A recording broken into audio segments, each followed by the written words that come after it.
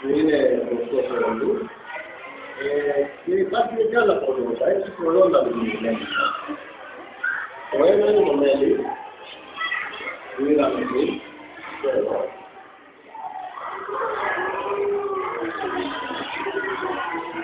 Το άλλο είναι οι γύροι, που είναι αυτά εδώ. Έχουμε ένα τρίτο, που είναι η πρόπολη. Πρόπολη, δεν θα τα πάρει στα πλαισιατήστε, για να δείτε τι είναι η πρόπολη. Είναι αυτά εδώ. Αυτό το μαύρο είναι πρόπολη. Για το πολύ. Αυτό εδώ χρησιμοποιείται για να σαν αντιβιωτικό σαν φάρμακο. Πασαλίγουν όλη την κυψέλη από μέσα, με πρόπολη, γιατί έχει την ιδιότητα να σκοτώνει όλα τα μικρόβια. Και αν μπει κάποιο ζωάκι μέσα, π.χ. ένα κοντικάκι, και αυτές το επιλύγουν και το σκοτώνουν. Αλλά αν μείνει μέσα στην κυψέλη, το κοντικάκι, θα βρωμίσει η κυψέλη. Επειδή οι λέξεις είναι πολύ καθαρές και δεν φέρνουν μυρωδιές μέσα στην κυψέλη τους, φέρνουν μόνο τη δικιά τους μυρωδιά, ανοίγουν το ζωάκι που ψώφισε με πρόπολη και αυτό σταματάει να μυρίζει. Δεν μυρίζει καθόλου.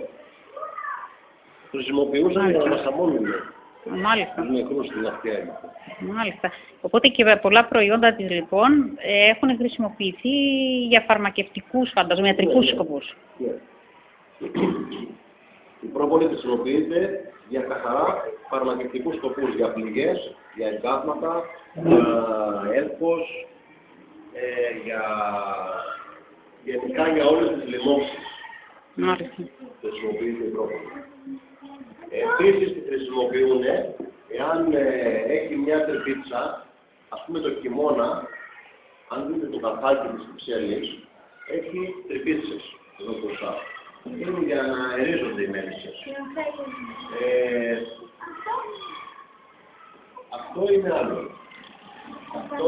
Αυτά τα καφάκια πάνε οι μέλισσες για να μην παίρνει μέσα το κρύο, πάνε και τα γεμίζουν με πρόπολη. Όπως επίσης και την είσοδό τους, εάν είναι πολύ μεγάλη, πάνε και την κλείνουν με πρόπολη για να μικρύνει και να μην παίρνει μέσα το κρύο ή διάφοροι εχθροί. Εχθροί της μέλισσας είναι οι σφίκες. Είναι οι σφίκες, είναι κάποιες σάβρες, είναι τα κοντίκια, είναι κάτι πεταλούδες που πάνε και γυρνάνε τα αυγά τους μέσα στις κυψέλες και τρώνε το κερί όταν βγουν τα σκολικάκια.